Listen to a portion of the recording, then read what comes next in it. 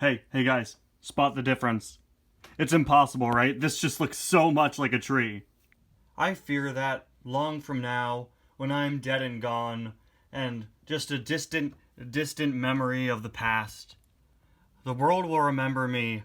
The Cars fan base, if it's still a thing by then, will remember me as the Steve Hearsell guy. And honestly, that scares me. And I do hope that my legacy is stronger than my connection to a background character from Cars 3 who inexplicably got a variant where he has flames.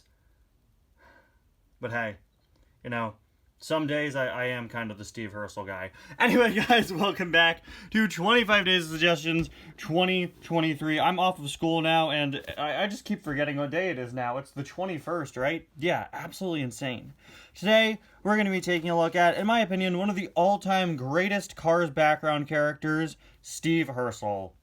Suggested by Marauder 1907. Thank you so much for your suggestion. As always, yeah, absolutely adore Steve Hearsell. Just such a cool concept. Having this random background character be a hearse. It's not as cool anymore now that we have Randy and Cars on the Road, who in my opinion has a significantly inferior diecast.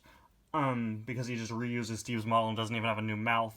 But I don't have him yet, so I'll have to, also wait until I get him. But yeah, just the fact that in the background of Cars 3, they were like, let's just throw a hearse in the background.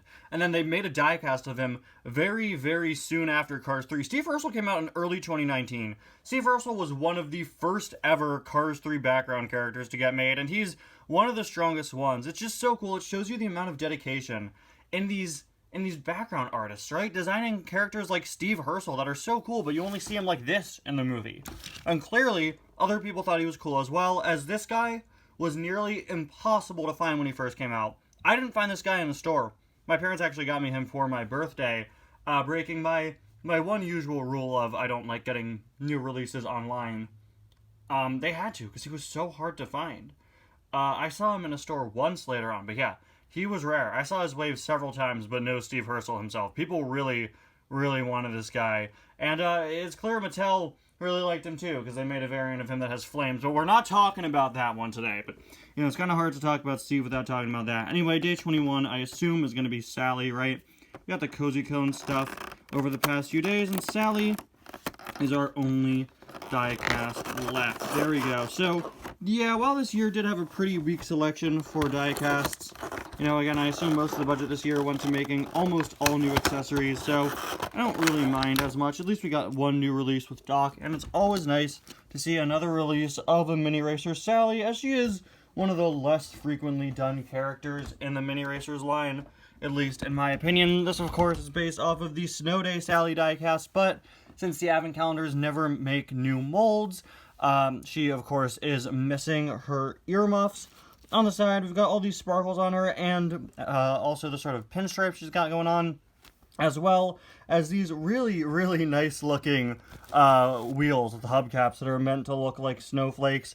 I really, really like sort of the creative liberty they took there, making her look a bit more creative. We got the license plate 301 PCE as per usual. I don't know if it's supposed to be that color. I assume it's like that on the other release, but that is kind of weird. And yeah, anyway, moving on past her, of course, we got to take a look at our dear old buddy Steve Hearsell. Exquisite mold on this guy, so well done. Can confirm that looks like a hearse.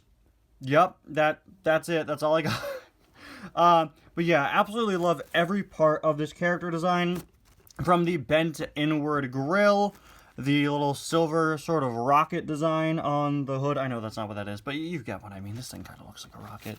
It's got a pretty solid expression as well, just a calm, regular background character expression. Absolutely love the shaping on him. This part is really, really well detailed and textured. Just so well done. The use of the silver highlights on him is really, really solid. And I love the fins. Again, just a really solid all-around character. One of my favorite background character designs in the entire Cars series. One of those Cars diecasts that there's a lot of hype around, and I get it, His license plate on the back is Grim, CRH maybe? But Grim, of course, is sort of like a little dark reference with him there. I'm not sure what the CRN is supposed to be, but still, they had a lot of fun designing this guy. You can just tell. And since his back is shown in the movie, I assume you could see that Grimm license plate.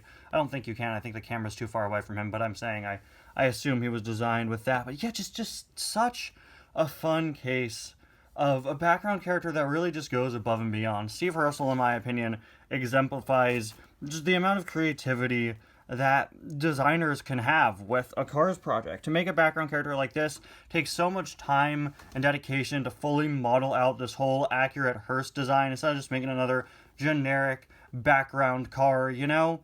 Someone clearly put a lot of time and effort into designing the model for Steve Hearsell, even though he's barely in the movie. And that, in my opinion, is just shows you how much care goes into projects like the Cars series.